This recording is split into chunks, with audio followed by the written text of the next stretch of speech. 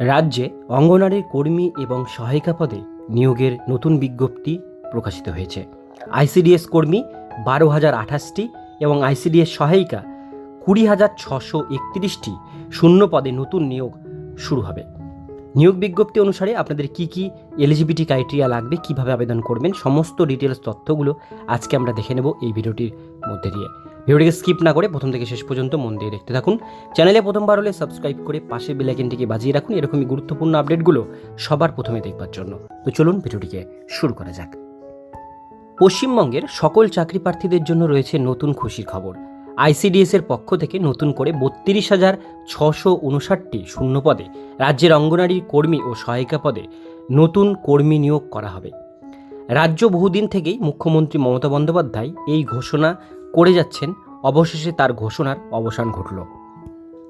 রাজ্যের নারী ও শিশু কল্যাণ দপ্তরের মন্ত্রী শশী পাজা জানিয়েছেন, নতুন করে রাজ্যে 32,659 জনকে আইসিডিএস অঙ্গনারীর কর্মী এবং সহায়িকা পদে নতুন নিয়োগ করা হবে। ইতিমধ্যে বিভিন্ন জেলায় আবেদন শুরু হয়ে গেছে। এবার বলা হয়েছে মোট শূন্য পদ। অঙ্গনারীর কর্মী পদে 12,028টি শূন্য পদে নিয়োগ করা হবে। পশ্চিমবঙ্গে 23টি জেলা থেকে আবেদন করতে পারবেন। অঙ্গনারীর সহায়িকা পদে 20,631টি শূন্য পদে রাজ্যের নতুন নিয়োগ করা হবে। এখানে মোট 32,659টি শূন্য পদ রয়েছে।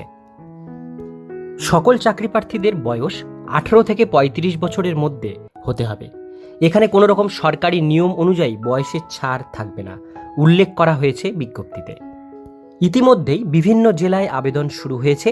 যে সমস্ত জেলায় এখনও আবেদন শুরু হয়নি তারা প্রতিনিয়ত নিজেদের জেলার ওয়েবসাইটে গিয়ে চেক করতে পারেন কবে থেকে নতুন বিজ্ঞপ্তি প্রকাশিত হবে।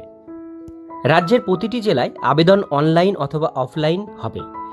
কোন জেলায় অনলাইনে আবেদন শুরু হয়েছে এবং কিছু জেলায় অফলাইনে আবেদন জমা করতে হবে নিজের বিডিও অফিসে। নিয়োগ করা হবে সম্পূর্ণ সঠিক পদ্ধতিতে লিখিত পরীক্ষার মাধ্যমে। প্রথমে চাকরি প্রার্থীদের 90 নম্বরের লিখিত পরীক্ষা নেওয়া হবে। যে সমস্ত চাকরি প্রার্থীরা 90 নম্বর পরীক্ষায় উত্তীর্ণ হবে তাদের 10 নম্বরের ইন্টারভিউ নেওয়া হবে। ইন্টারভিউয়ে যে সকল চাকরি প্রার্থী সিলেক্ট হয়ে যাবে তাদের সরাসরি অঙ্গনারীর কর্মী অথবা সহায়িকা পদে নিযুক্ত করা হবে। প্রতিনিয়ত সঠিক সময়ে চাকরির খবরগুলো পাওয়ার জন্য আমাদের ইউটিউব চ্যানেলটিকে সাবস্ক্রাইব করে পাশের বেল আইকনটিকে বাজিয়ে রাখুন। তাহলে আপনারা প্রতিনিয়ত আপনাদের যে জেলায় বাড়ি হোক না কেন সেই জেলারই আপডেট কিন্তু আমাদের এই চ্যানেলে পেয়ে যাবেন। কোন কোন জেলায় আবেদন শুরু হয়েছে? প্রথমে যে জেলার নাম সেটা হচ্ছে কুচবিহার জেলা, বাঁকুড়া জেলা, উত্তর 24 পরগনা জেলা, এর সঙ্গে দক্ষিণ দিনাজপুর জেলাতেও কিন্তু এই যে নিয়োগ বিজ্ঞপ্তি সেটা কিন্তু শুরু হয়েছে। তো আপনারা এই জেলাগুলির মধ্যে যদি বাস করেন তাহলে আপনারা অবশ্যই কিন্তু আপনাদের নিজেদের অফিসিয়াল ওয়েবসাইট ভিজিট করে দেখে নিন এবং আমাদের চ্যানেলেও কিন্তু ভিডিও দেওয়া হয়েছে এই প্রত্যেকটি জেলার রিক্রুটমেন্ট নিয়ে। তো বন্ধুরা, আজকের ভিডিও এতটুকুন পর্যন্তই। ভিডিওটি কেমন লাগলো অবশ্যই কমেন্টে জানাবেন, ভালো লাগলে লাইক করবেন আর আপনাদের জেলার এই নতুন অঙ্গনারীর আপডেট পেতে চ্যানেলটিকে সাবস্ক্রাইব করে পাশের বেল আইকনটিকে বাজিয়ে রাখবেন।